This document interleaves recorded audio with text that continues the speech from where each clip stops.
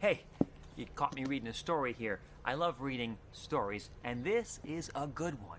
It's about an old man who's going fishing to feed his family. So he throws his line out and he catches something big, and he's struggling. And he's pulling it back and he doesn't know what it is. And I don't know what he caught yet either because I'm still in the middle of reading the story, so I've got to continue pretty soon. But it's exciting. Yeah, I like to read all different kinds of stories.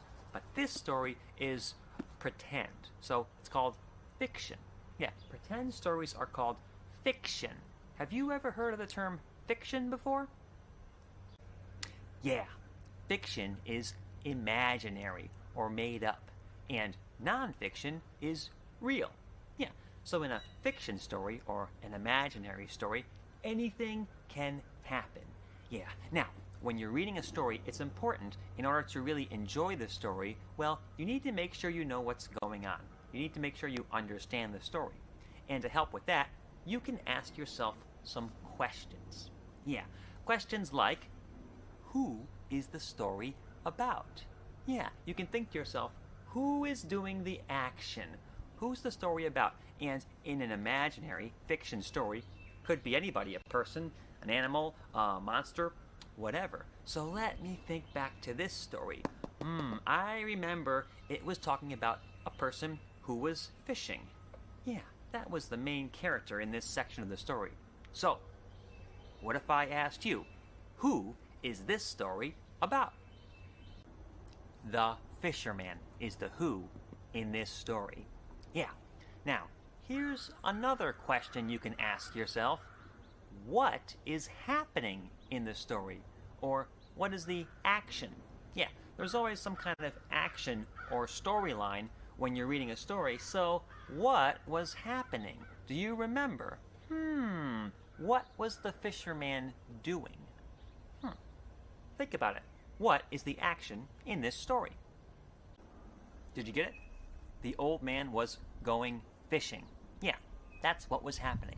Here's one more question we can ask ourselves to check for understanding when we read a story. Why is the action happening? Yeah, so in this case, why is the fisherman fishing? Well, you know what? I've read a little bit more since we last talked, so let me review what's happening in the book, and then we'll answer the question. So, the old man was fishing to feed his family, and he caught something really big, and he was pulling really hard, and I just read that whatever it was pulled him into the water. Yeah, maybe it was a fish, maybe it was something else, but he got pulled into the water. So the story's getting really good. Now, what was our question? Oh yeah, why was the old man fishing? So why was the man fishing? To feed his family. Yeah, he was fishing to get some food to eat.